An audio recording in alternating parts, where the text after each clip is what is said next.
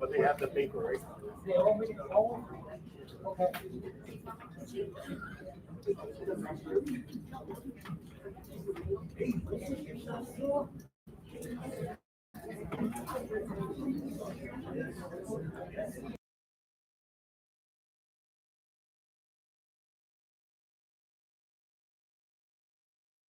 We're starting.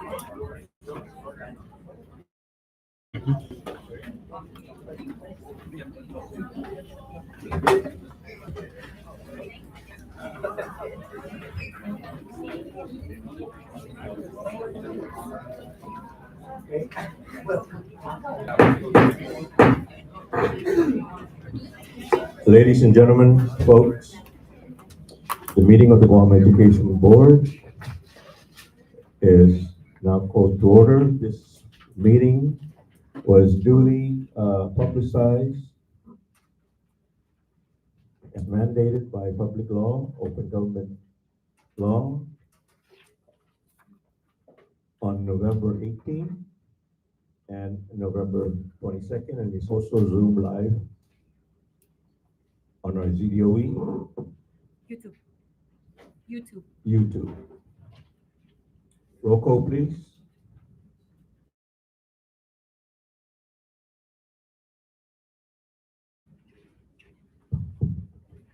Mr. Atta? Here. Ms. Angel? Mr. Letro? On Zoom.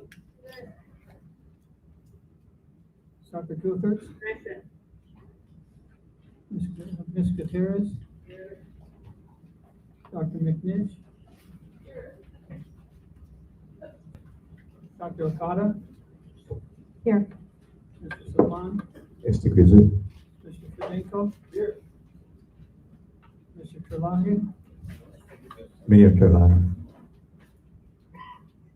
Rolls complete. Mr. McNish.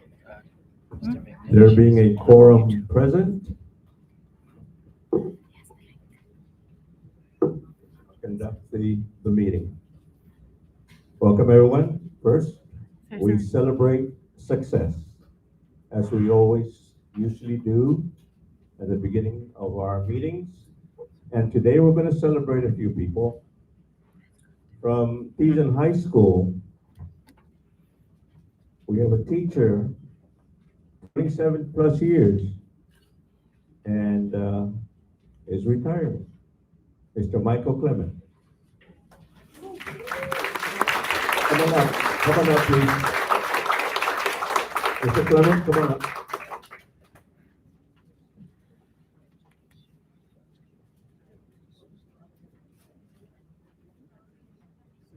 Mr. Clement, right up here. Thank you so much for your service.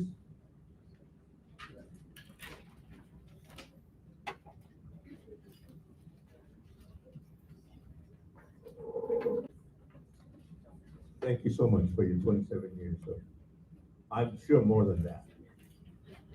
For all the heartaches and the successes and disappointments you've had all these years, but in the end, it was all worth it, was it not? Absolutely, it was worth it. And really, I can't think of any serious things right now, but when September 30th came and I stepped down and I told everybody at Teason High School, I said, what I'm going to miss most is all the potholes driving to school. But since I've been retired, I found out the potholes are everywhere. So I can't miss those anymore. But yes, I have 27 good years. I started teaching because back in 1994, I got interested in studying Chamorro culture very deeply, the musical aspect of it. And I was almost finished with my master's, along with Julie Flores and Shannon Murphy and so forth. We were the first ones out of my Canadian Studies program. And so I started teaching in 1997. So I had after 27 years of very deeply researching ancient Chamorro history prior to the Spanish time. And I mention that now because, yes, I'm retired and I'm a free man and I don't have any deadlines anymore.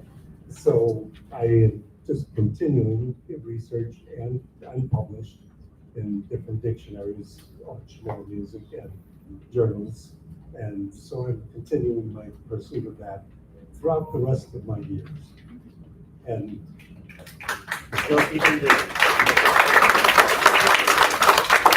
just being in school, having all the support of families, getting to know families, all the students over the years, has been a very gratifying and rewarding experience. The fact that when we leave, we still meet our students from other years in the stores and jobs, and it's kind of a teaching that's a gift. So I'm giving. So that's how I feel about it. I'm very proud to have been teaching high school for the last 14, 15 years since we opened it. That has been a very good experience, a very good staff and well-oiled mechanism for running the school. So it's been a wonderful time. I thank you for the opportunity to talk in the schools. Thank you. Thank you, and God bless you. From the Paris Elementary School, 19 plus years. Student 8, Lois Cruz.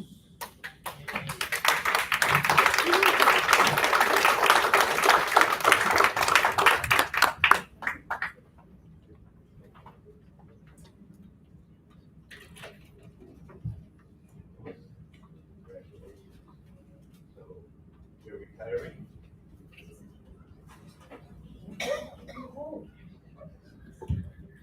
You look sick.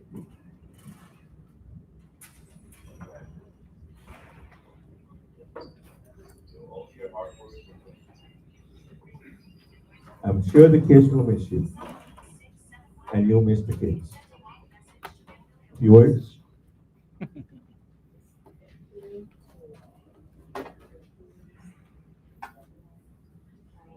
Dedicated actually my time and my life actually. It goes way back. I was started as a school aide, 1, then a 2, then a 3, and then I decided to take a break, take care of my 2 sons. Went back and then I went into with special needs students. From there, very challenging job though. No, it's not for everyone. Unless you have the patience and the love and the support to give them. Not for everyone, but you took it on. So thank you very much, and God bless you. Happy Thanksgiving.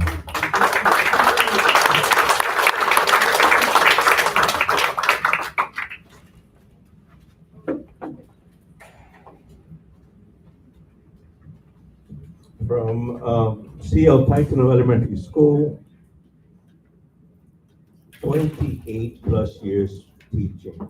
I don't believe she's here, but we do have the daughter, Crystal Franquez, and supported by her relatives as well.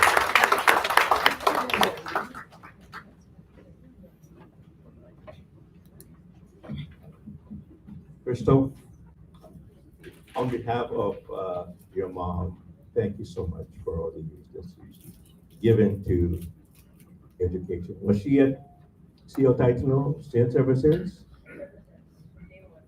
Oh, I'm not gonna age myself, but I went to first grade when it was still Sinaoni Elementary School.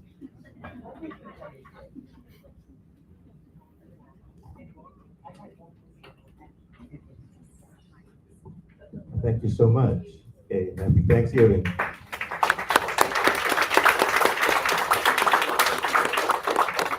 Of course. A school aide 3, 33 plus years of service. From Marshall Supply Elementary School, Joseph Vincent Castro.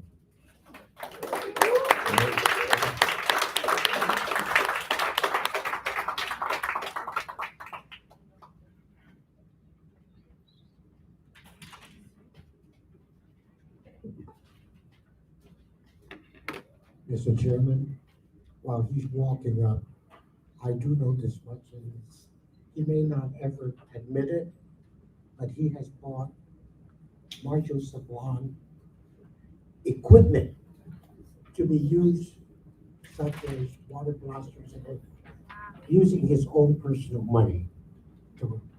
That's something that we need to recognize. Thank you, Joe, and thank you for your many years of sacrifice and using your own money, your efforts, and giving to the school. God bless you. And I've seen Sinahis, but boy, the one you're wearing is the little one. It's been awesome working at Marshall Elementary.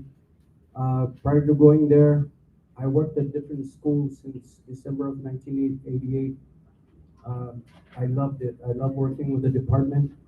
I've seen a lot of changes, and I believe that school is in great hands. Their leader, she's here this evening. This is Ms. Jaku. Thank you. And thank you for allowing me to work with pre-K. I've always wanted to work with them. In my last week of school, I worked with pre-K, and I found it really, really tiring, but it was a great experience. Thank you. Thank you, Joe. God bless you.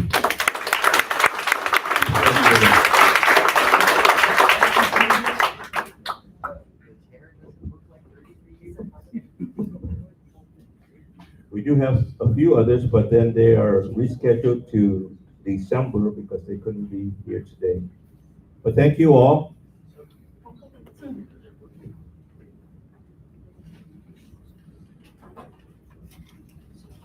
Now we move on. You saw that. Ron, sorry, Mitch.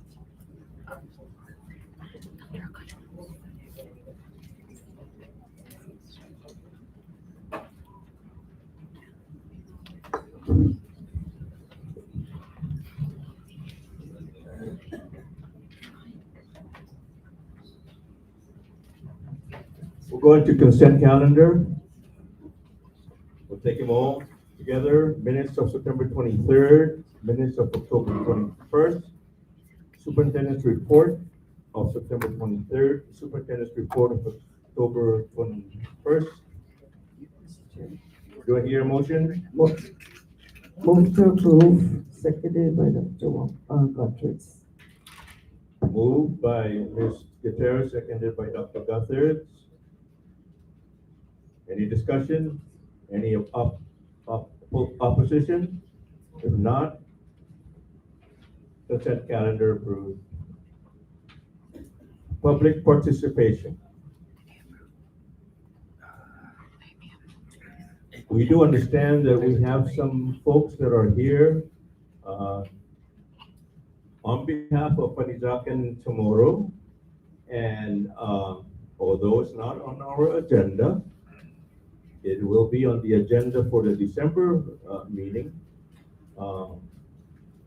We will allow, is Jimmy here? Jimmy, to speak on behalf of, you can bring your Jordan here. Pika, Baron, Rufina Mendiola, and Roberta Castro. Jimmy will, because you are the head of the division, we'll give you an opportunity to speak. We like I said, it's not on our agenda, but I want you to know that we are in full support of tomorrow and whatever it is that you and your folks are doing. And your requests will be entertained by the board, but it'll be at the December meeting. So we'll just have you say a few words, and we know that everybody here that's here is here in support of whatever it is that you're going to say. So, sir, go ahead.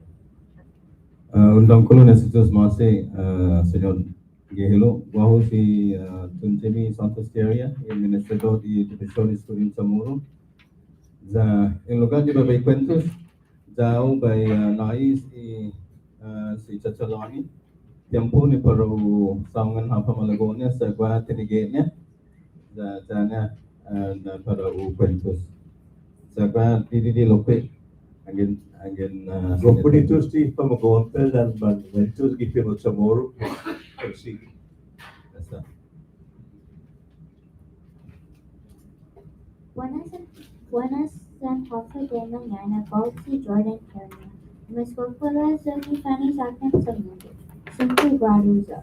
Lagizo Winnie Poput para by Faison Hamzu Consideration para in USA Escuela LPJ. Esta dos de que y compon Momiki PC Yuhan. Zengen Senior en USA Escuela LBJ siempre más mezcla y Fanizakan Samodu para todo deshan. En necesita mesmo lugar para izon mami ka. Ula programa sinya entutuhan dengan mas dahulu ilugat mami. Por favor, cocina en usa y escuela LBJ. Scissors mo asi.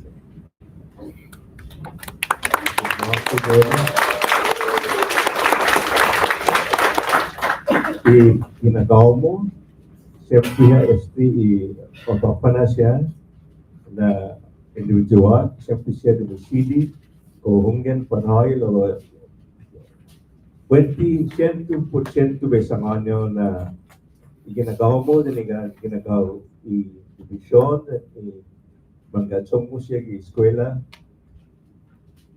20 tisina na grupo wini usangan mo nga. Pues langgas na i-December na punta dahil siyempre na in mas inayam dyan ni decision mo. Okay? This is my speaker or Ruth, you want to add to what you can add to what Jordan said, or she said it all? Vanessa and half the day, Kausipika Farron. My son Cole Farron is a student at Fanizakan Samodu. He started in first grade when there were only 3 grade levels. He's in the second cohort. Now he's in 5th grade and there's 7 grade levels and a preschool class as well as an after school program. So my family and I have seen this program grow from maybe just 20 children to now there's close to 60 kids and their families. And Atani Famaguan, Ifanazakian. This new generation of Chamorro speakers whose identities and character are strong as they perpetuate our culture.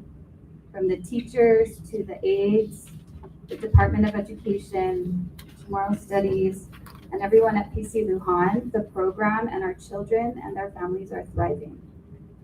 After all these years, we've reached a critical mass at PC Lujan, and we're looking elsewhere to put down our roots in a place to call our own.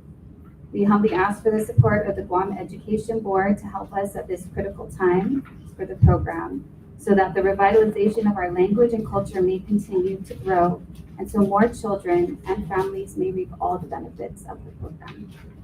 Sisus Masi. Thank you, Tika. I just want to say that you don't have to put down your roots because nobody would uproot tomorrow. Ruth? I prepared my speech long time ago. Rufina Mindiola, been an educator for 44.5 years, and I'll never stop until God Almighty takes me. Tomorrow, but by this time, I'm going to make sure my superintendent knows what I'm saying. So I'm going to read my letter. Half a day on behalf of the Fanizakan Tomorrow program. I would like to express my sincere appreciation for your continued support, by the support members, and commitment to the preservation and promotion of our Chamorro language and culture.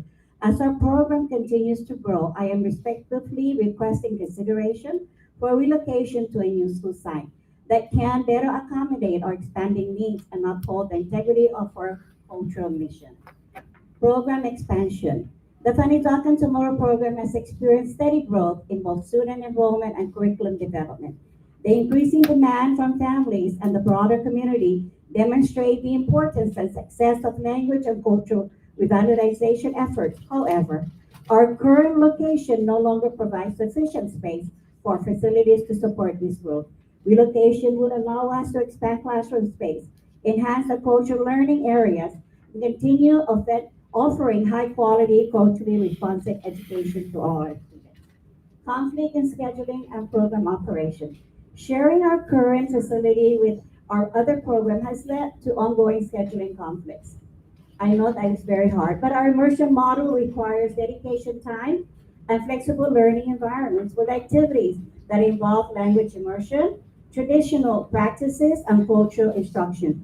These conflicts often disrupt our instructional flow and hinder our ability to fully implement our program goals. A separate location will resolve these issues and will allow us to operate effectively and independently. a learning environment rooted in our land, Ita ni Mansamoro, Itanota, Ikuturata, is central to our mission. In the belief that language, land, and culture are inseparable. Our students must be surrounded by the environment that reflects the essence of Inapamovi, harmony, respect, and balance. Values that are best learned through direct connection with our land and community. Relocating to a site that allows us to incorporate outdoor learning, experiences, cultural gardens, and spaces for traditional art will provide our students with the authentic environment necessary to live and learn as true custodians of our heritage. In conclusion, Hussein agradece sinapotimito todo samdo, Superintendent, Board of Education, para unaihan mas dongkro na lugar, para tanan siguro na ifamaguonta, maetsa sa magosa hafa matutungo kada dia, puri finota sa nituturota. Dahil no naiham no ginagawa, sempre hamzo inapitma isinapotimito, para isinipoti puri lengwahi, litanaklat puri tempo. Our culture, pride, education, and excellence for generations to come. Situs Masi. Superintendent, did you understand what Ruth was saying in English?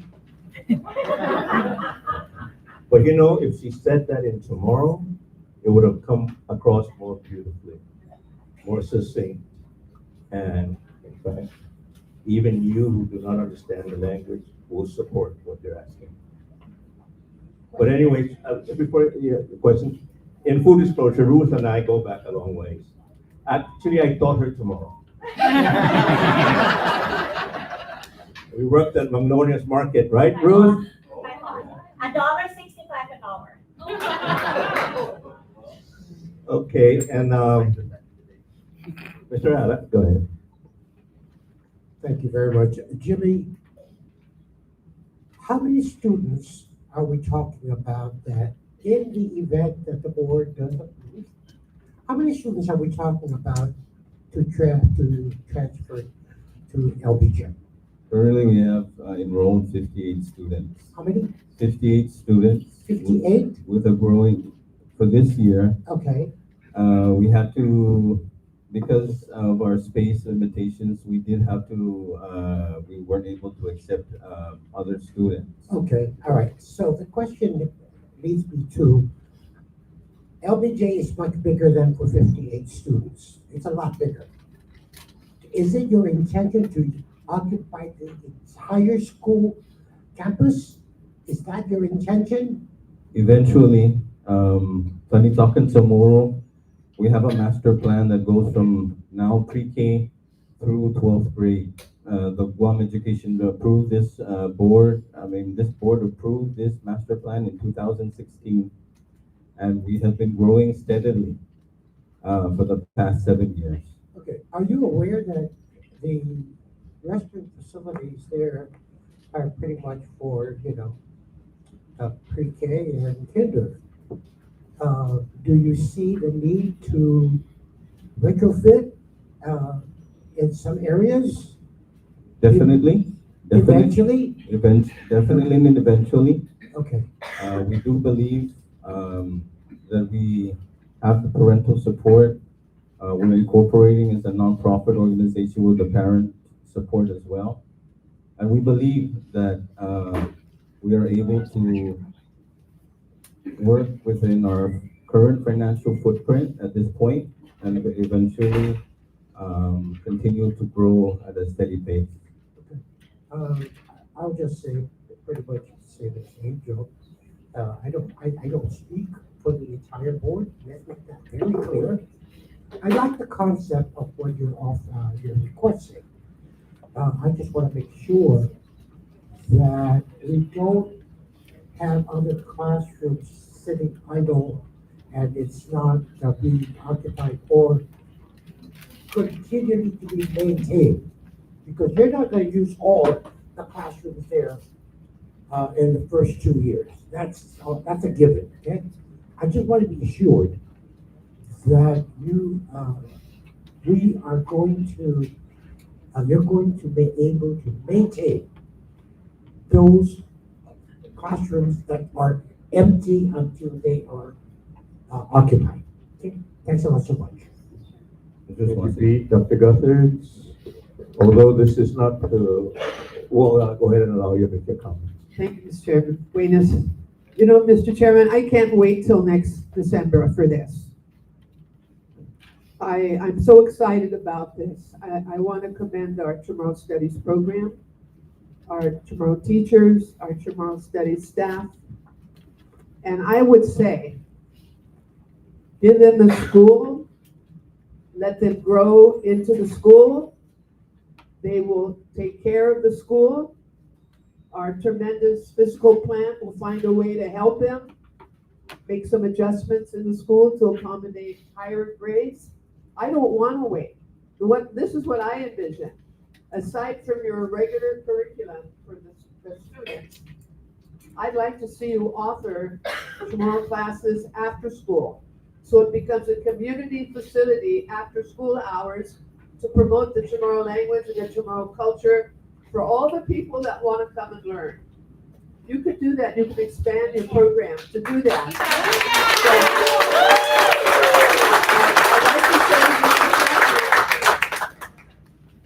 I'd like to introduce the motion now, but if I can't, I'm going to introduce the motion at our meeting in December. Let them have the school now. Let them begin now their planning. They're going to get a lot of volunteers, even people like myself. I like to help. Really, let's do this for the Chamorro culture and our Chamorro people. They deserve this. Thank you very much.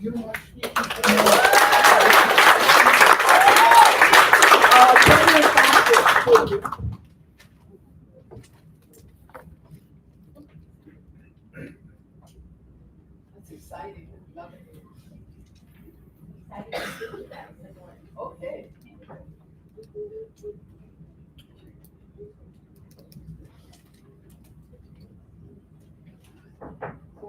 Dr. Judy, because it's not on the agenda, we can't until, but we do have a superintendent select that's here, and I failed to introduce her, but Dr. Judy Wampat, I'm sure she is in full support of Penizak and Chamorro. Are you not?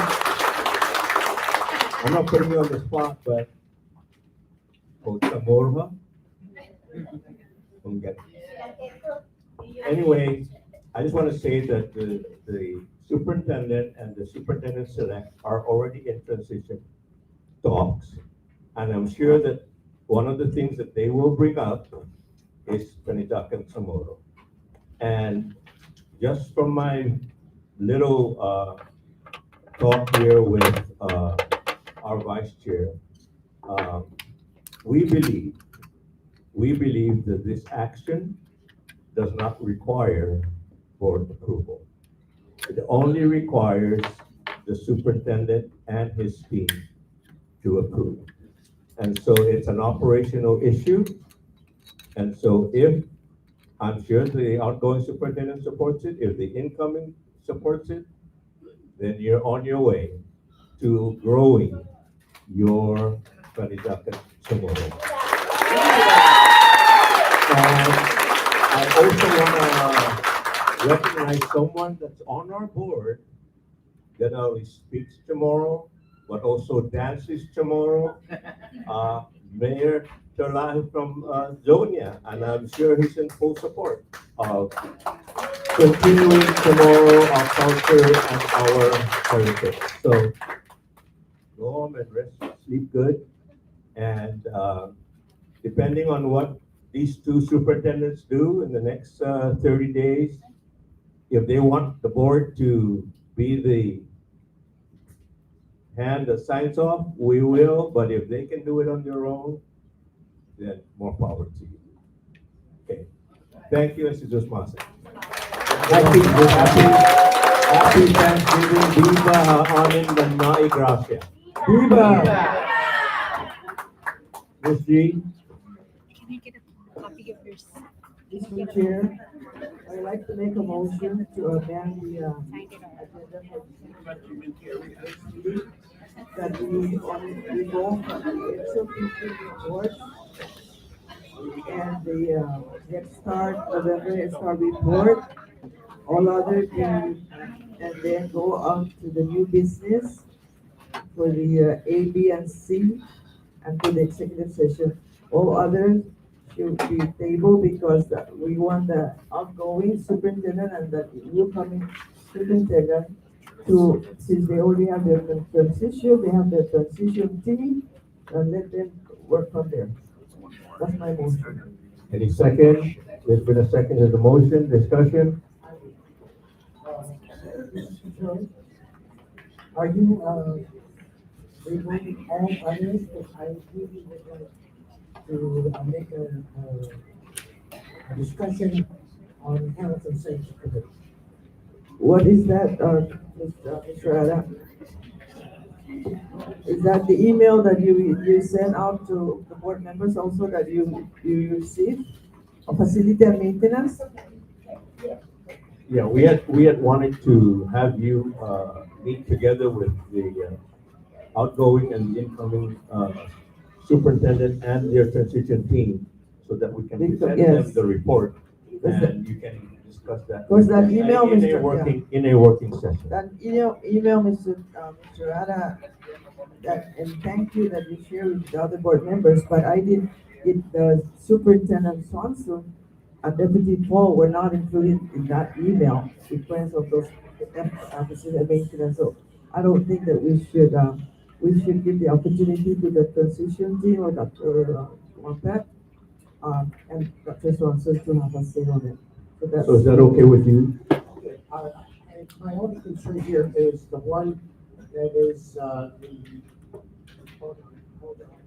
The the code of federal regulations regarding food. It's a very simple thing, because all we do is transfer it to the policy committee to consider. Okay. Very simple. Is that on the board policy 705? Board policy 705, food and nutrition? Yes.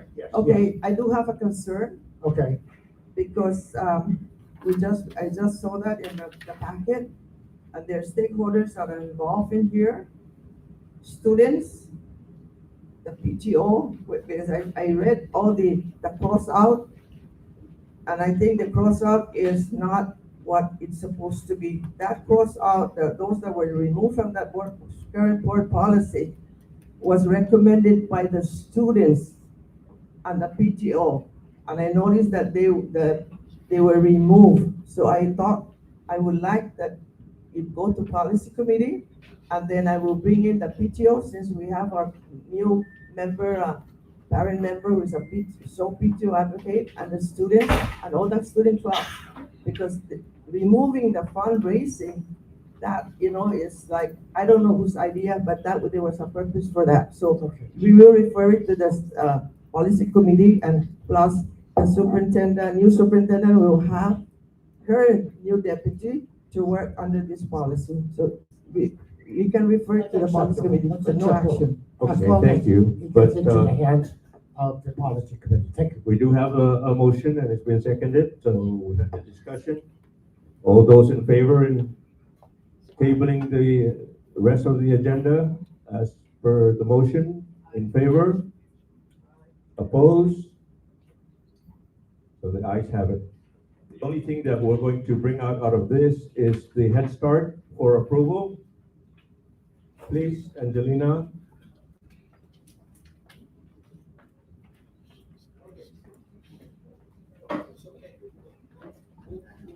This is the Ex-Officio, we'll get ready. Right after we approve her, then we'll go to you. So now that the federal government is reopened, they're ready to entertain our request. And so what I'm asking the board to approve is the carryover of all of our remaining unobligated funds from our year one of our grant cycle to the current year. So that is approximately 444.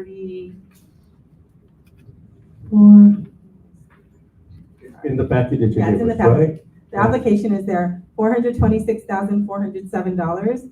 But I did specify it as all unexpended funds because Office of Head Start will certify what our accountant here at DOE has submitted, and then that figure might be adjusted if it And we differs. have the spending plan for whatever those lapses are. Yes, and so we're not changing anything. What they have directed us is that They will only approve us to keep it in the categories for the projects that have already been approved. It's just to give us more time to complete those purchases and When is this thing projects. due back to the head start? So they are just waiting for us to submit it, and then it'll get in their queue for review. It has already been approved by our policy council, and they're aware that it's ready to submit once the board approves it. Any questions from the board? Any motion? Approve, complete your motion, Dr. Gus, approve. As requested by. All right. Second, Ms. G, discussion?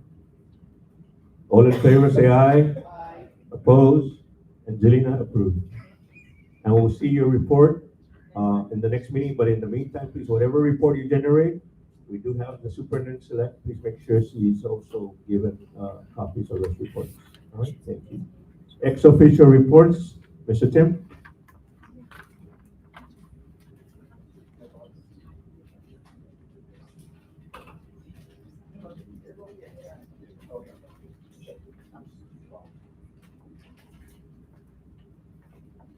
Yeah, nothing really to report. You guys have a lot on your table today. I am concerned though, however, in full support of the opening of LBJ for tomorrow's schools, but is it in the budget? Because I see in the agenda, you guys want to reopen the contract to to pay, to cover the budget that is on the agenda, because we've been brought up in front of the legislature and how much millions of dollars the CBA is going to cost. I sure hope that the budget committee considers that. Thank you. It will be considered, and that's why we actually came in to give the outgoing and the incoming, an opportunity to sit down together with their transition teams and to iron these things out. And come either the end of December in our meeting or early January when we have the meeting with the new superintendent, that we have this thing all cleared up and our plan of action as to how we move forward detailed. Okay. Mr. Mayor, welcome back. I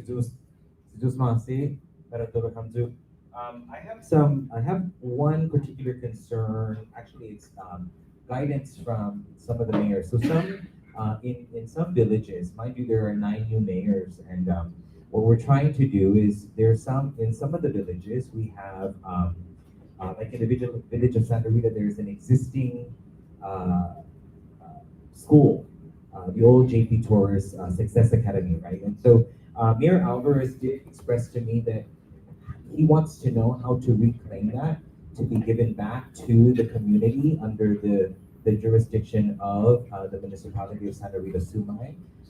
And just some guidance, because if the Department of Education is seeing it not to be used, then he would like to see how he can work with the Department of Education to see how we can get that back. Same thing in the village of Jolnia. And I sent you an email, Dr. Swanson. Come to find out that at least half of our baseball field in the village of Jolnia is under the purview of Emilahan. It's actually the land, half of the land belongs to Emilahan. So, the mayors are trying to see how we can, with the limited amount of recreational facilities we have in our villages, we want to see how we can reclaim some of the facilities under the Department of Education that we see fit to be used in the community. So we're just looking for some guidance and how to move forward in requesting for these facilities. Thank you, Mayor. And in response to you, if you can put that in writing and address it to the superintendent so we can give it to legal, they can research the items that you're requesting and we'll give you a response. I believe Mayor Alvarez did send letters to the city superintendent and also requesting to meet with him in person. Because there is a new law that has been passed as to what GDOE can do with their facilities, whether it's a vacant school, a recreational facilities, or whatever it is that GDOE owns. And I believe we're still trying to get that thing together because it involves several agencies and several titles of individuals that have to be that it's comprised of to make a determination as to the best route that we take in making use of facilities that GDOE currently does not use but owns. Okay? And by that time, I believe it will also be a part of the transition talks as to how you handle that situation on that public law. Dr. Judy, I'm sure you're aware of the new law that's come up, and this has come up because of Chief Brody, elementary school, and what it's going to become.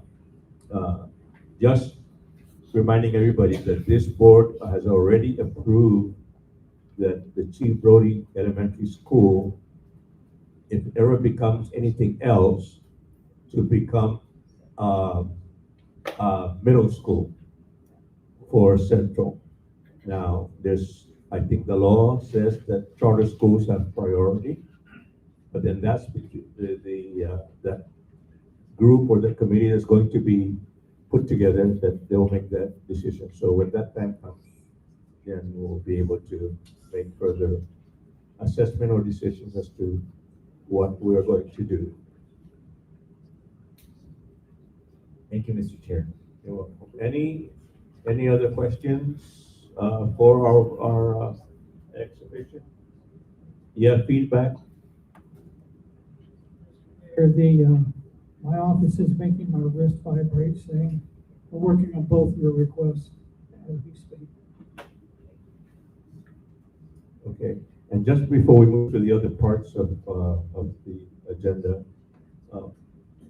if you didn't make it to Okadu High School this past Saturday to see the work of our students in the arts, it's something that you probably shouldn't have missed, but if you did, I'm sure that there'll be more opportunities for you to come and witness for yourselves.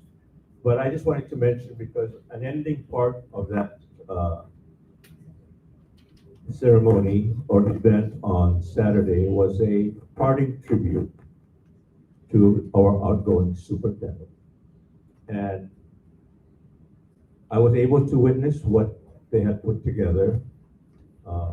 And it was a moving testimony of how people felt that worked with the superintendent for these past 2 years, and they're saying, goodbye and adios until someday again. But I just wanted to mention that because there is a video, I think, that was put together, and I'm sure our PIO can make that available to anybody that asks for it. But Mr. Superintendent, those people that sang for you, not just the kids, but even the administrators that sang for you, I'm sure it all came from the heart. And I don't know whether you used Bengay that night, but having you dance the cha-cha and having you dance I don't know what kind of dance, they had to line dance. You were a fast learner, but like I said, it's all on video. So celebrate the superintendent. Let's give him a big hand. Anyways, we'll go into the Ms. G, the rest of the agenda. New business. Legal representation for the Guam Education Board. Ms. Dr. Guthers, this is your request. Mr. Chairman, I've done some research and looked at different models of school boards.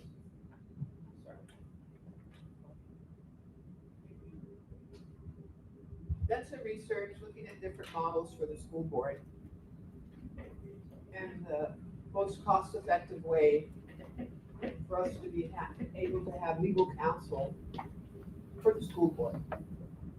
And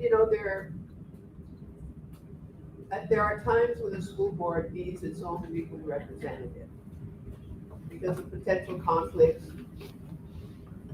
And this board, as far as I know, has not had one for many years. And the last one you had, a dear man passed away, and it cost a lot of money. I'll tell you what I feel is the best approach for the school board. You know, we've, off and on, we have been consulting with the Attorney General's office on various matters. And they've given us good guidance.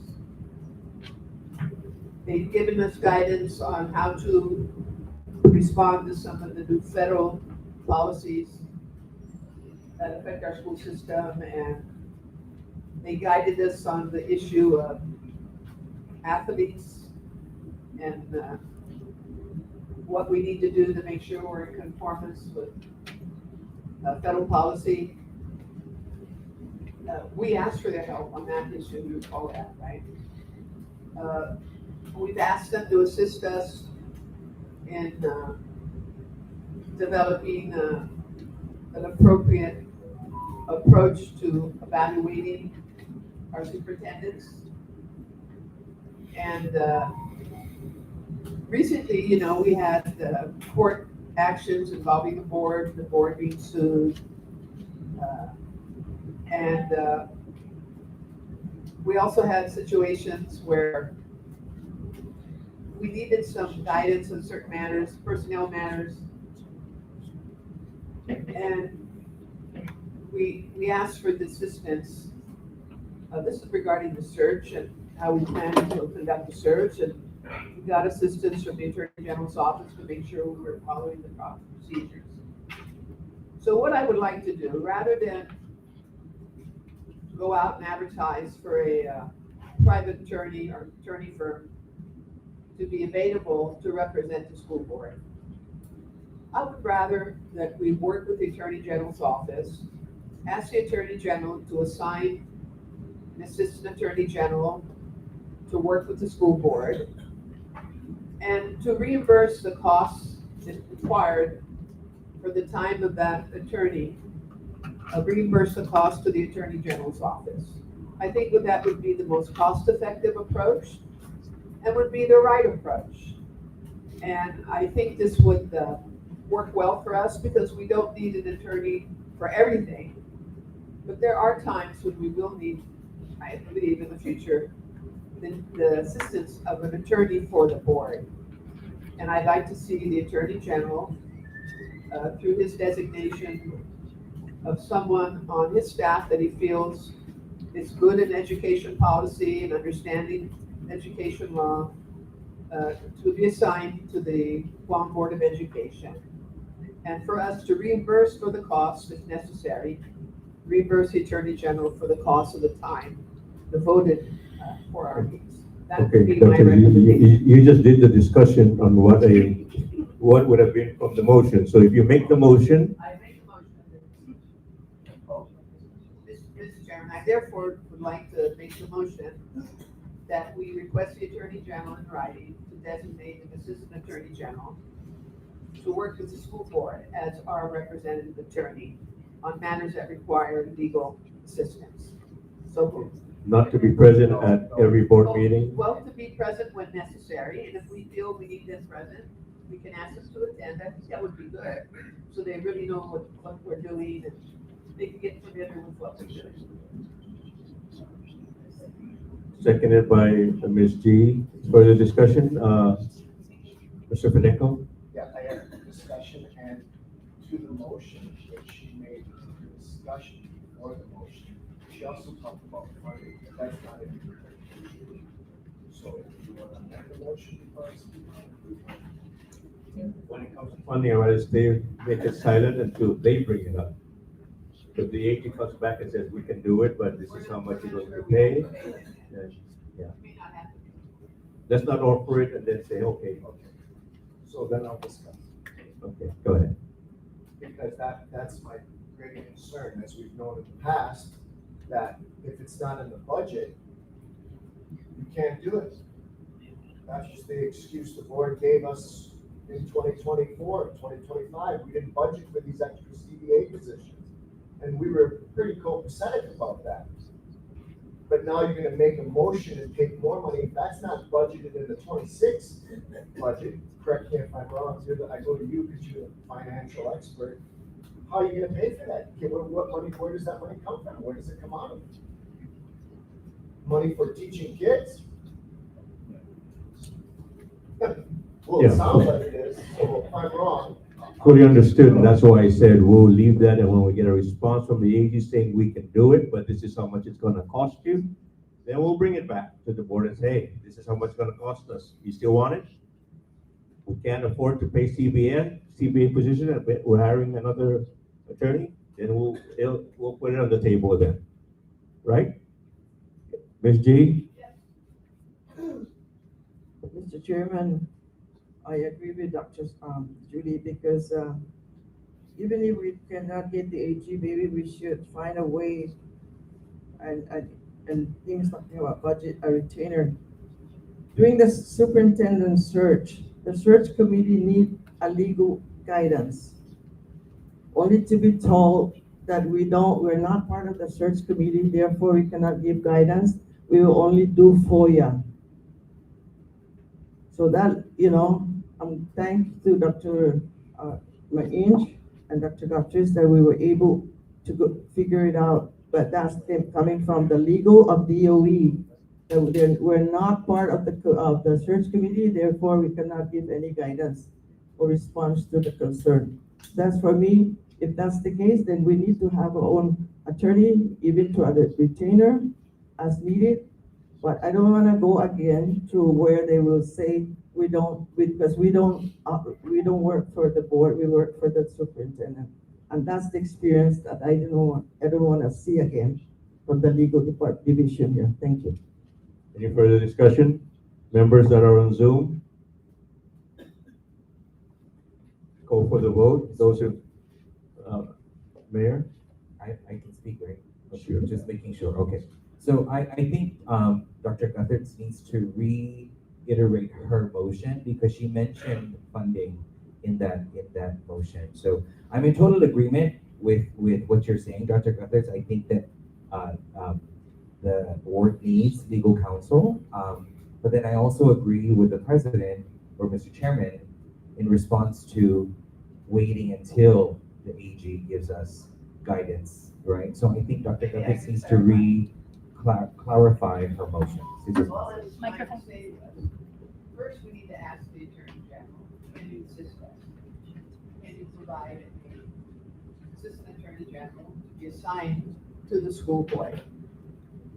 If he comes back and says, yes, we will do this. And he doesn't say anything about charging us, then I think we should proceed. Okay. If an issue comes up where we need to pay and reimburse him, or his office rather, then we'll need to deal with that some way. Right. Even if we have to ask a small amount of money from the legislature to assist, we can do that. So as far as the current budget, if we don't have the it's not in there. Zero. Yeah, if we don't have the flexibility, then we can ask the legislature for assistance. But we should not be in a situation where we don't have a legal representative. Because some issues came up in the search. So just clarifying your motion, it Yeah. is to request the Attorney General to provide representation from their office to our meeting. Right, and let's preface the motion by saying we've been very pleased with your assistance. And, okay, so I'll call for, all in favor of that, it's been seconded by Ms. G. All in favor, say aye. Aye. Opposed? Motion carried, and as chair of the board, Dr. Guthers, you have the honor of drafting the letter to the Attorney General. You have just the words you mentioned and put it in writing, and we'll sign it and we'll send it to him. Thank you. Thank you. Board Policy 705, is this Ms. G? Is this you? Yes, I see the board policy, but this has to be referred to the policy committee. And if that's Mr. Ada's concern, request, because I do have an issue. No students, no PTOs will reach out when they were making some amendment. And I remember this because I work on this board policy 705, and I can tell right away those things that is for the students, for the PTO, were being crossed out, and I don't agree. Thank you. So you have a motion? Motion? Go ahead. I make a motion that Board Policy 705 be referred to the Policy Committee. Any second? Moved by Ms. G, seconded by Dr. Guthers. Discussion, Mr. Adam? There's really, I understand what the teachers are saying, however, what this,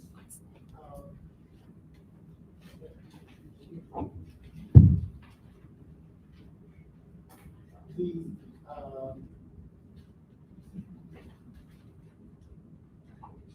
the code for federal regulation. Right now, the kids are able to do fun, have a little store at the school, a half hour during after the lunch hour, or during the lunch hour. That regulation has been, and it can jeopardize the meal funding. What they're really saying here now is it will be removed from during school hours rather than, and now then it's gonna be after the school hour. I do have a problem with it, and I've mentioned this to Mr. Manforti. The bus is not gonna wait for the kids to go to buy whatever they want. I don't know how they're gonna solve that problem, but I certainly don't wanna lose federal funding for the meals for the kids. That's my concern, okay? It's a very valid concern. Mr. Manforti? To respond. Hello, Sean Manforti, Food and Nutrition Administrator. So, it's the board policy 705. Currently, it says that we are not supposed to, that we can sell food half an hour after lunch. The CFR says that we cannot sell food until, that's the updated CFR. It says that we are not allowed to sell food until a half an hour after the last school bell, meaning that we should not be selling any snacks, foods, candy grams during the school day whatsoever. The CFR is very explicit. It says that we need to sell it a half an hour after the last school bell. Does that CFR hinge on federal money coming to Guam? Yes. So we don't comply, what is it? We could lose the programs. Programs or? Funding and the program. Yeah, you have to abide by all CFRs. So have you put in a response to the request? I heard the students at the last town hall meeting. And so have you put in a response to justify why DDOE cannot allow selling of snacks 1/2 hour after lunchtime? Instead, it has to be after the last bell. Well, we changed the board policy for the CFR. It also takes us out of the picture altogether. So right after the last school bell, the schools can encourage safe snacks, but they don't have to follow it, because after the last school bell, it's really. But after the last school bell to the time they board the bus, how many minutes is that? No minutes at all. Yeah, but for school games. Also, you're talking about extra activities, not Yeah. necessarily end of classes and going to the bus. Okay. Well, that's something you need to discuss. We met with. And also, please include again the Dr. Wampat, so that her and her transition team are fully aware of that. And Ms. G's motion has already been passed we're gonna move this to the policy committee so that they can also further discuss it. Ms. G? Yes, because now that we have the pattern rep being confirmed next week, and I have sent out messages to all the IBOGS to inform all the school club. So ever since 2016, only now that they're bringing it up that we're in violation, I want to see something that more updated that said is in violation. Absent that, this has been 2016. that was submitted by the Island Board of Governing Students, passed by the board, and all schools are doing it, then I want to see it in black and white. Because when you take something out from the students, and especially the PTO, this is not going to be a one person decision. It has to be with the stakeholders. If we're saying we're including the stakeholders, then we should listen to the stakeholders, because now they're bringing it up since 2016. I was the one that did this with Mr. Anderson. Only now it's being brought up? No way. We need, somebody just wants to have more power, but we need the PTO, the student clubs are all being informed, and we will have a work session, a policy work session with all them. So we need to hear from them. Thank you. Thank you, Ms. G. Mr. Ada. Again, let me repeat, I hate to be redundant so many times. I would hate to be informed that we broke the Code of Federal Regulation because of this particular group wanted. We have had this going on since 2016. I agree with you, Mrs. Gutierrez. I agree. But now that we are informed, we have to take action. We're not denying those parents, and I've gotten phone calls myself. I've gotten phone calls to Gutierrez on that very issue. But I'll be darned if I'm going to lose federal funds because of something that we want to give our stakeholders. I'm not going to use the word you. Are we ready to assume responsibility in case we lose federal funds? I leave that answer to individual members. Mr. Fidenko. Thank you. Just a point of clarification. CFR notified you recently. Is this because of the new administration? Was it overlooked in the past? Was it done federally notification, or was it done local notification? So the CFR it comes out we think it's updates all the time. It has actually been on the books for a little while. We tried to come to the session before with the 7 CFR changes. We didn't do it last year because it was a status quo. We had other things we had to look out at. We were working on other things, but the CFR states clearly that it's a half an hour after the last school bill. And it's not about me having power or anybody trying to get power. It's us trying to follow what is written. Now, I'll bring it up. I'll try to change it. It's 7 CFR 210. For me, I want the schools to be able to make the money, but I also want the kids who need the free lunches and the programs get the program they need.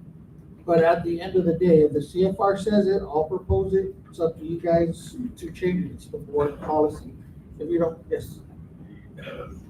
Okay, so it's the 7 CFR 210. That's all it is. So it's obviously something that has to be discussed. And so the policy review committee can get into a work session and we can hash this all out and come up with a decision.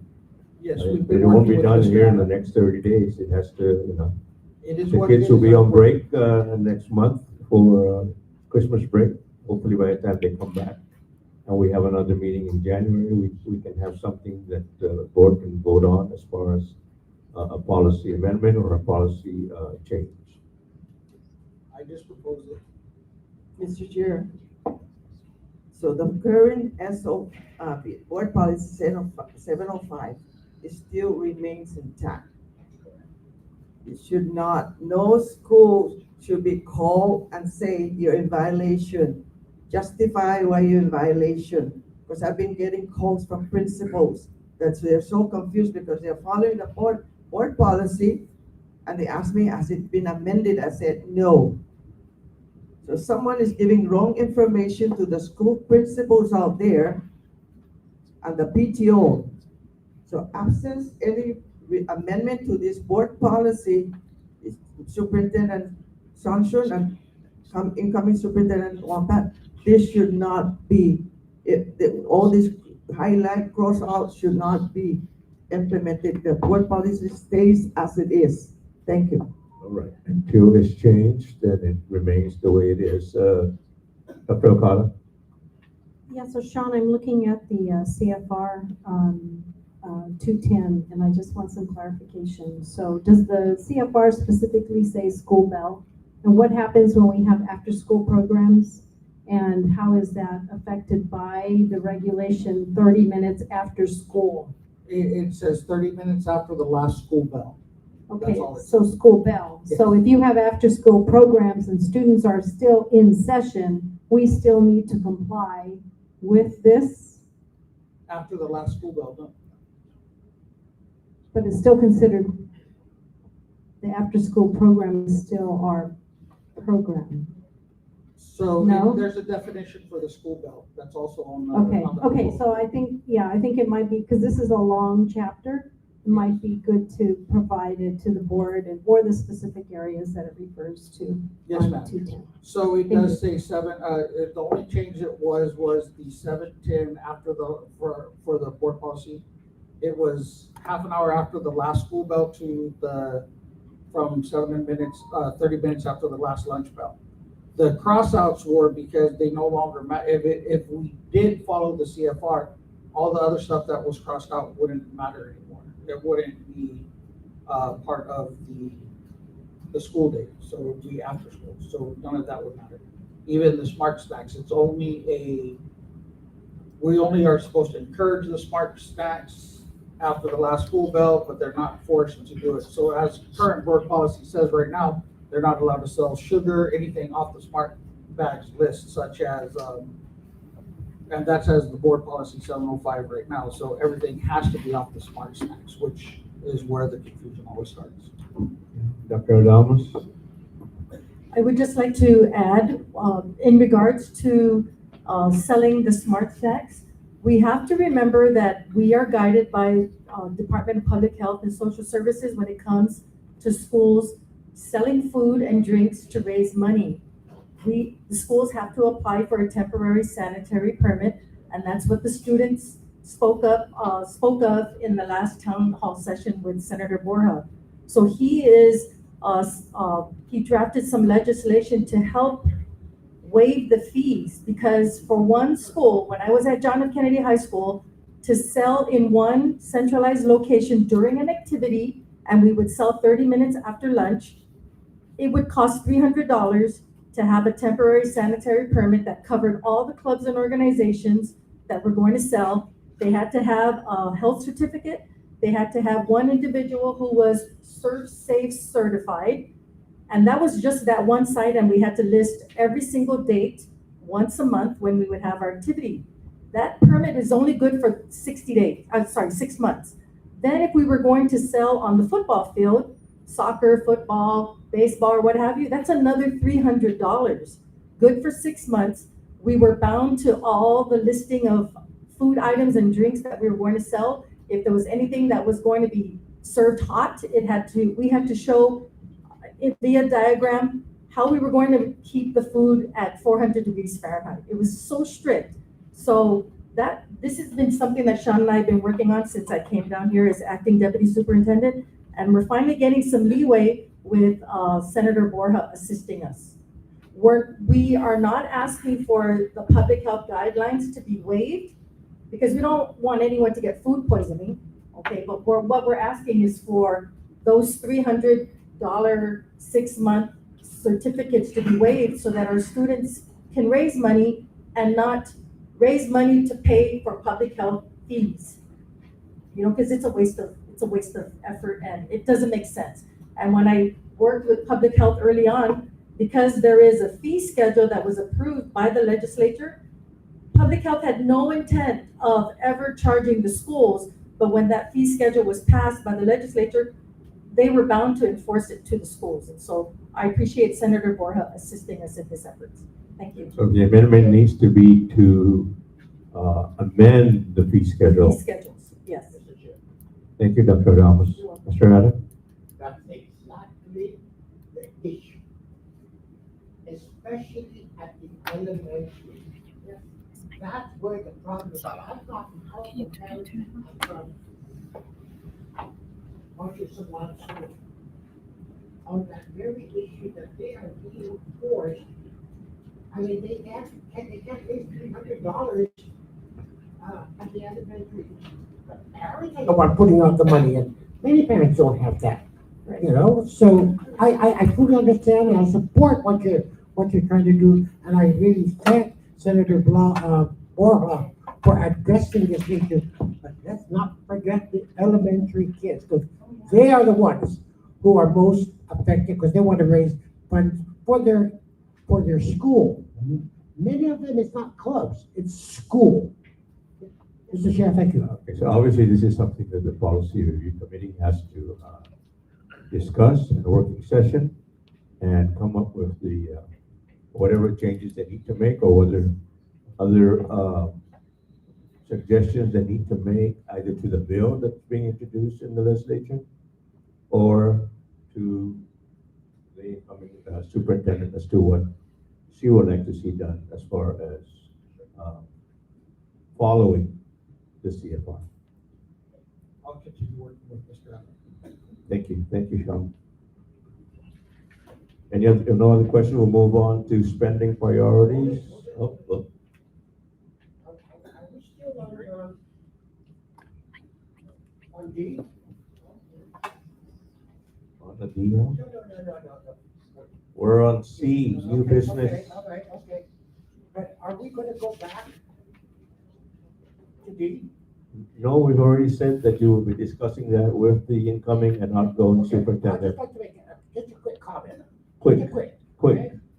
What I have said to all board members is only informational purposes. It is not requesting for funding. It's strictly information for them to know what's going on. Here's the status of everything. Thank you very much. Thank you, Mr. Adams. But again, that still has to be brought up when you do your meetings with our two superintendents. Spending priorities, Dr. Okada? So before the board this afternoon is the spending priorities for fiscal year 2026. The spending priorities did go through the budget committee review, and even after the budget committee review, we do note that there are still some areas that need to be corrected. However, it is still contained within the spending plan that management has provided. And there is a policy, a resolution 2026-01 that outlines the spending priorities in accordance with the Public Law 38-60, which is the Budget Act for 2026, and the various breakdowns and expenditures associated with each of this. Even with the spending priorities that have been identified, the department recognizes that there is approximately $38 million that has been identified as unfunded activities. And at this point, I will just take any questions that you may have regarding this. Is this regarding to the resolution? Yes. There is a correction to the resolution that we need to make. Yeah, could we get a hard copy of this? There's a correction that was made. Oh, the only correction that we need to make on here is to correct the name of the speaker of the legislature. Everything else is in here. Is correct. There is one consideration that I think the board needs to take a look at, because on the very last, be it further resolved, I would just ask the board to consider. The GEB directs the superintendent to prioritize the adherence to the CBA and therefore restricts all positions to fulfill the requirements of the CBA before any other hiring, including those due to retirements and resignations. And there is a number 2, which says facility and maintenance project personnel.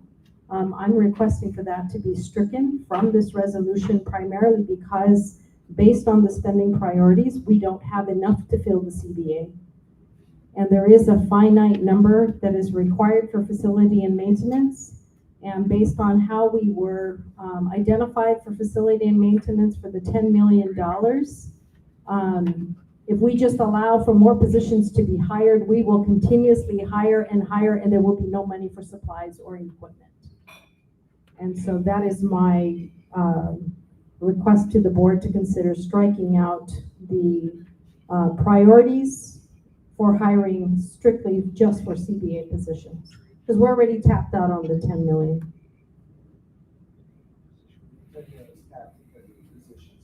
10 million, primarily the reason the 10 million is tapped out prematurely is because we took all F&M payroll and moved it to the 10 million. In the previous year, the 10 million was added on top of the appropriation that we received. And so in order to balance the budget, they had to move all the personnel into the 10 million. And currently that's at 5 million. It's at 5 million. And then you've got, based on the spending priorities, $4 million for F&M supplies and equipment. And then you've got 50,000 for safety and PPE. You've got, you've got all these other expenditures, including fleet maintenance, heavy equipment, septic tank, all of this. There's no money left. So there should not be any spending priority to hire additional F&M because we already tapped out the 10 million. And if you look at the $38 million in this spending priority that specifically says are unfunded, we're talking about almost $10 million for power and water. That is not fully funded for the current year. So we can't continue to hire individuals. Also in this spending plan, it does not identify any vacancies. There are no new positions, and so I want to clarify that because this spending plan was presented by management. This spending plan is not the board restricting the hiring. It's management's presentation to the board that this is what the money is going to be used on. So if they've identified warm bodies, and this is the amount, they've identified individuals, all the different additional funding for merit bonuses and teacher payouts and all of that, that is how the money will be spent. So we don't need to freeze hiring because they didn't present it to us to freeze because there's nothing in here. But I will also note that when this spending plan was created, they already had $1.7 million of employment offers out that is not included in here. So we still need to resolve because these people have started. They've started working already and it's not funded. So these are things that we have to manage. The spending priority that is being presented to us by management really is restrictive because there's no wiggle room.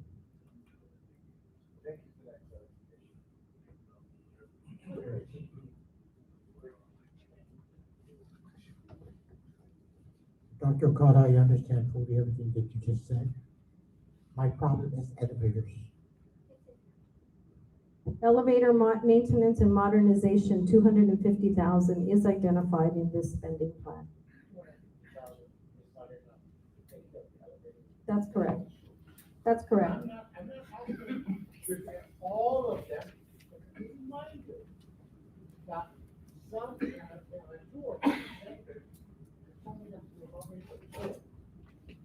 they've already said that it has to be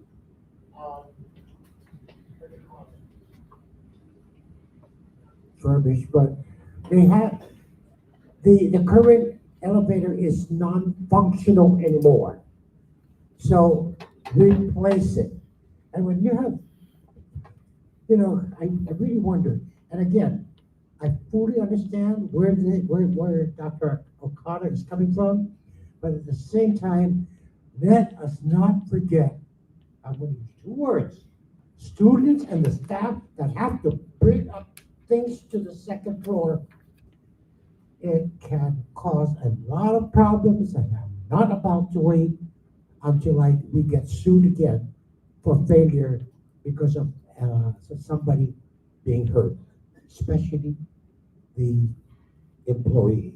But again, priority, the student, that child that needed that to go up to their classrooms.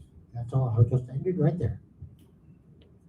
Mr. Ada, thank you for that clarification. So the 250,000 is the priority. The resolution also authorizes the superintendent to move funding as necessary. We anticipate almost every year DOE has lapses. Even the current fiscal year, we have lapses in payroll. So those can be used primarily to first, like I said, fill the CBA positions. But of course, we have to address the health and safety of students. And so the health and safety of students, the elevators, you know, you got to start somewhere. If we had $5 million to repair all the elevators, we could. 250,000 is a start so that we can at least get it going. We should also be encouraged to identify and seek any additional federal funding or other funding sources to help support these unfunded requirements. Jimmy, did you want to say something? Yes, Jim Pangilinan, Facilities Manager. I understand the shortfalls and all that, but please be advised that it took us 1.5 years to get to where we're at. Getting here it wasn't as hard as sustaining our operation. This is where the big cost of the bulk of the money is gonna come in sustaining. We have other issues besides now they want potholes. They got so much work going on. We can do what we can do, but in order for us to sustain our present climb to B's and A's and the re-inspections and to knock out all of these emergencies, and we're doing preventive maintenance. All this stuff costs money. And if you guys take money away from F&M, then what's gonna happen is we're gonna revert back to where we started when I first came in. I'm gonna try not to. We're gonna keep moving forward, but please, I'm begging you guys, please, for the kids' sake, please, find money for us if you want us to continue to move forward. Okay, thank you, Jimmy. I think that 10 million is dedicated to your division. It is, but like Dr. O'Connor said, half of that is already in payroll. And we have so much more work coming down the pipe. We still got to do the restroom refurbishment. We still got to do the crack and spalls. There's so much work to do. Yeah, there's so much more to do.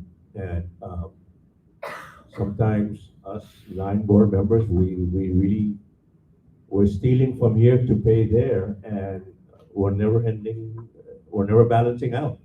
Well, that's and good. We will never balance out. I know it won't, sir, but what we're doing now is we're doing the 250, right? Because it's a small purchase for GDOE. And it's ironic that we call it spending priorities when we know that even after spending priorities, there's other priorities above spending priorities. And so, go ahead, Mr. Paneco. Just a question. So, you guys, I understand, are moving maintenance personnel into the schools, and that was the goal, right? To have down the road, we discussed this, right? That was the goal. Will that offset the contract for cleaning and custodial services as a way to get them more money by cutting that contract? And as that in the discussion. Well, that's something that has to be, and you know, even with all of this, and we have the resolution, my main concern here is we're setting up spending priorities, but yet we have a new management team coming in who's going to be governed by the management team that's outgoing in whatever resolution we put together. And so I don't know whether it's prudent for us to say, okay, this is it. And then the new superintendent comes in and says, wait a minute, I have another vision. I have these things to do. I have, you know, I want to spend money in maintenance. I want to spend, I mean, I always harp on security, and I still, You know, how many times I go to the restroom and dream of security, and it never happens. But I think what I'm trying to say is, I think I would want to give an opportunity to the incoming superintendent to be able to look at this budget. It's already being spent, obviously, but to look at this budget and see whether her spending priorities align with the board spending priorities, along with the outgoing superintendent's spending priorities. And I think Dr. Okada had an answer to that. Of course I do. So we are required by law to submit a spending plan. And it's already towards the end of November, and we're operating without a spending plan. So my preference is to follow the law and present a spending plan, but the superintendent can always reprioritize and come back to the board after her transition and say, you know, you're right. Here's where we need to start focusing in on, you know, here's where the priorities need to be. And we can always amend the spending plan, but we need to have something to operate, because right now, without this spending plan, as I identified, there's already 1.7 million in hires that is not funded, that are already in progress. We don't want this to continue. So adopting this spending priority right now, clearly sets a message that we can't be hiring or promoting or advertising for positions that are not funded. All right, so I guess my only recommendation is we put something, if it's not yet in there, because I haven't looked at the resume, to give the incoming superintendent the opportunity in the 30 days when she first comes in to take a look at this budget. If there's any amendments, any changes that she wants to recommend to the board, to bring it to the board ASAP so that we can take a look at it. I mean, I hope that that's acceptable to the board members. I think it's only fair. Mr. Ms. Chair, G. and I'm sure that she knows because she's always here at the meeting. And you know, the spending priority, and Dr. Carter is right. Because when I saw this email of new positions for F&M, it's like 26 new positions for PC administrator. And in all the years I worked for Governor of Guam, I never see a PC administrator. PC3, PC1, heavy equipment supervisor, all these things, all new. So I want the new superintendent and her management team, because I know that that management team that she has that's going to oversee this can right away know that there's too many bodies. So but for now, we have to come up with spending priorities. And Dr. Okada is right. We saw some new pending or in the process, and these are where are these positions? It did not say for the schools. It said for central office, and I agree with Mr. Fedenko. CBA, but nothing. So I just wanted to share my concern, because it bothered me when I saw that list. I didn't go to Dr. Sanson or Deputy Wade. Okay. It went straight to a board member. Thank you, Mr. Chair. Yes. Again, let me repeat what I said. What we sent out to all board members was the full information. It's only for informational purposes. The FNM puts it in the hands of the board, but we don't, the FNM does not want, well, you didn't ask for this, you didn't ask for that, so we didn't give it to you. They're giving us what information we need, and we will take care of that action when the time comes with funding. Again, for the sake of clarity, it's for informational purposes only. Thank you. Just Marcy. I got something to say, Chairman. So that list that came out, I had to right size my people, because there's a lot of things that we took over. We took over the vehicle maintenance. We took over the tank repairs. We took over the welding of all the other things that never used to happen. We took over a lot of things. HVAC now, we got guys out there doing HVAC work. So how do I retain, I'm gonna say this one more time, I'm trying to say it very nicely. How do I retain those people? How? That's the only way to retain them, is to pay them for what they're worth. Now, if you guys are telling me that Jimmy just making up is no, I'm trying to right size my division. Now, that's my job as a division manager to do that. Now, if I can't come to the board and say, this is what I need, then who do I go to? Who do I go to?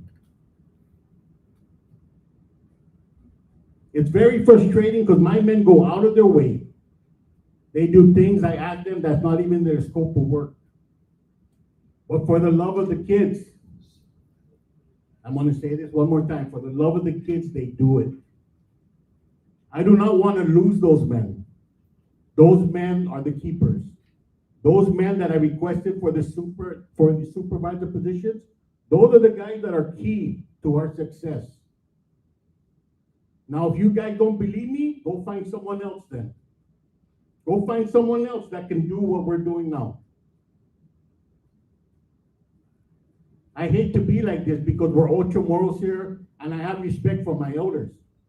But when they start talking down at us that we don't know what we're doing, we don't know, oh, look at that list, they're trying to do this, they're trying to do that. No, that's not what we're trying to do. We're trying to do what's right for GDOE. Now, if what I'm saying offends you, I am sorry. But I don't know no other way to say this. But bluntly, I right-size my division to keep our people that are good. Now, if you don't approve it, just go ahead and disapprove the list. That's up to you guys. You're the board. But if things start going left or things start going south, please, you've been told already. I apologize for my tone. I know it's very unprofessional for me to be up here kind of like I'm getting mad. I'm not getting mad, I'm just frustrated.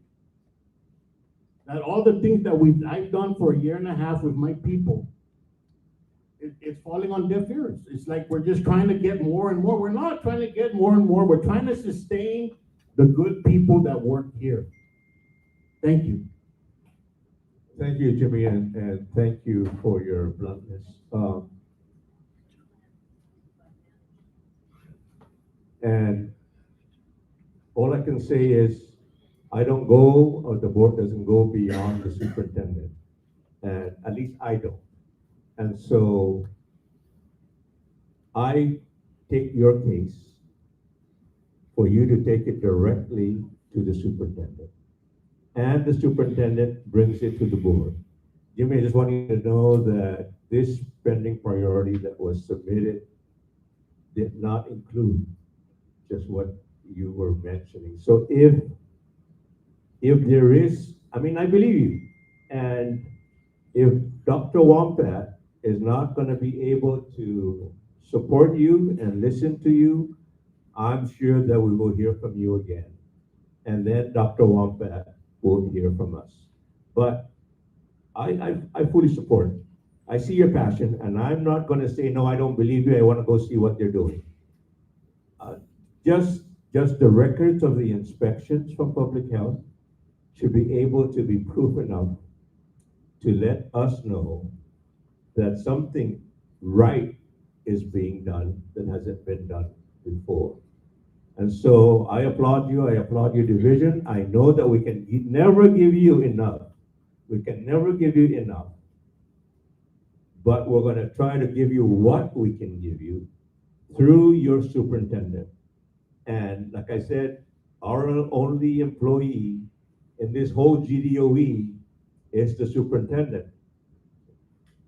And we have to go through her in this case. You've gone through Dr. Swanson, and he strived.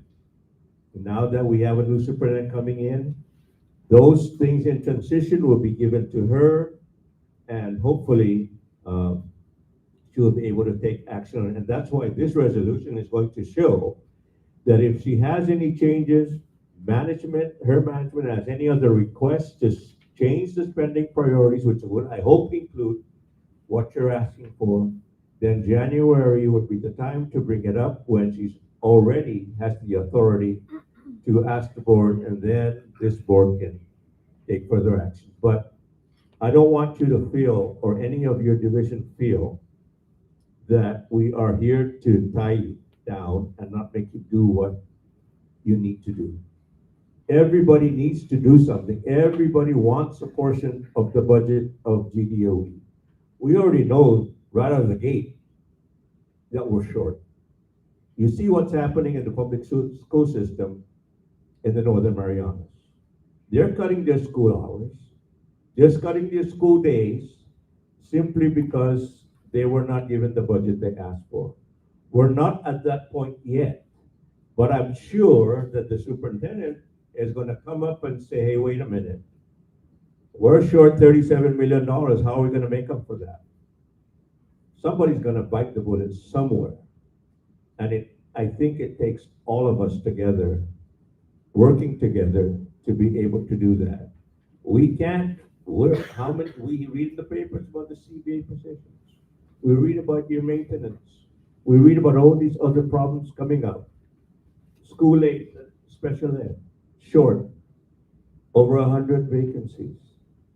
So everybody wants a piece of the pie, but not everybody can eat from the same pie. And so we have to really work together. And I don't envy Dr. Wombat. She sure has some mathematical miracles to do when she comes in. So that's why I wanted this resolution to give her an opportunity to be able to not think that because the board has approved this spending priority that this is it.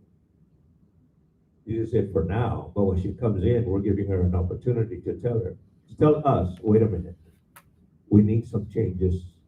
Here it is, and here's my justification. So that's all we're saying. But we support you. And don't feel ashamed to ever come up and say what you feel in your heart. Because that's what we expect of all of you, is to tell us what's in your heart and what you feel. Whether it's not in good sounds to the board, what we expect at least is transparency and honesty. And then if we don't accept it, then hey, wait, you've told us, like you said. So is there a motion to accept this resolution? I move that the board approves resolution number 2026 relative to adopting the spending priorities and the cost-cutting measures for the Guam Department of Education for fiscal year 2026 with corrections. Discussion. The corrections are to include the opportunity for the new management to come in and make their... Yes, and also to correct the name of the speaker and to remove or to limit the spending priorities for CBA positions. Any other discussion? Mr. Mayor? Mr. Padenko? You wait. Mr. Adam? I will not be voting for the resolution. Dr. Guthers?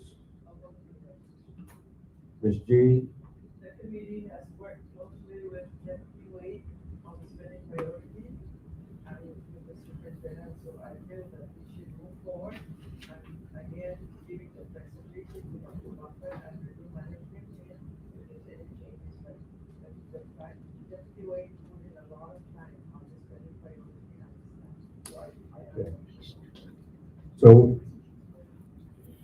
So we'll go for the vote. Is Dr. Mungench on there? YouTube. Also on YouTube. I don't watch YouTube, so I don't see it. I don't know if he's on right now. I can't guarantee that he's on Anyway, YouTube. we'll call for the vote. Roll call on the resolution. Mr. Superintendent? Yes. Dr. Minich is there. Okay, Mr. Adam, Not voting. Ms. Angel, Yes. Ms. Spoleto, She had to leave. she left. Yes. Dr. Guthers? Ms. Gutierrez? Dr. Manish is not with us. He's If on I need YouTube. to, Can He's yes. you see a vote from him? No. Yes, now it's Yes. yes. He said yes. Yeah, he's chatting. And Dr. Okada? Mr. Sublime? There's more than 5 affirmative Yes, votes. it is. Five. How many affirmative votes? 5. 6 affirmative votes, motion carries. Yes, he said yes. Any other questions? The first yes wasn't to vote. Any motion to move into executive session? One more item, Mr. Oh, one more Chairman. Sorry. There is another. E-rate? Yes, there is a spending priority for E-rate funds. So the department currently has E-rate funds of $2 million that is specifically for the network and for upgrades to the licensing to support the network, the fiber optics, the broadband service. And so the E-rate funds is actually cash in bank that has been accumulating from the reimbursement from the E-rate program. And so the department has submitted a spending priority. It's in your packet for $2 million. And I move that we approve this E-rate expenditure plan.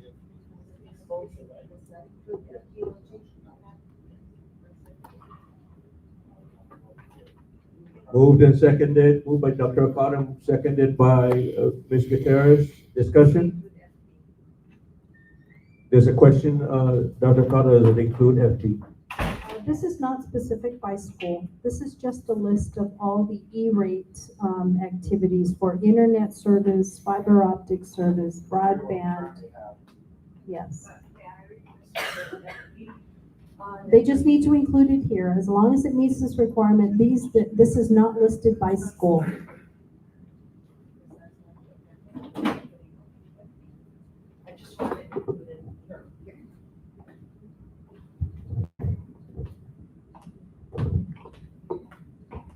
As Dr. Okada said, this is a accumulation of a couple of years of E-rate money, and we have to pay for our current subscriptions, Munis subscription, Power School subscription, so many different things.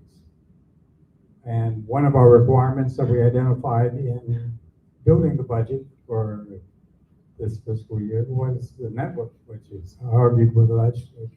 But that's not even included in here.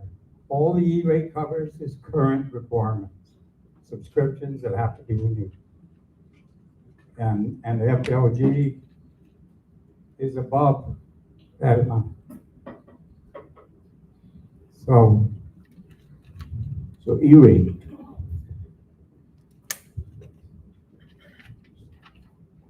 Anybody irate over it? Okay, all those in favor? Say aye. Aye. Opposed? Motion carries. Next on the agenda, executive session. Is there a motion?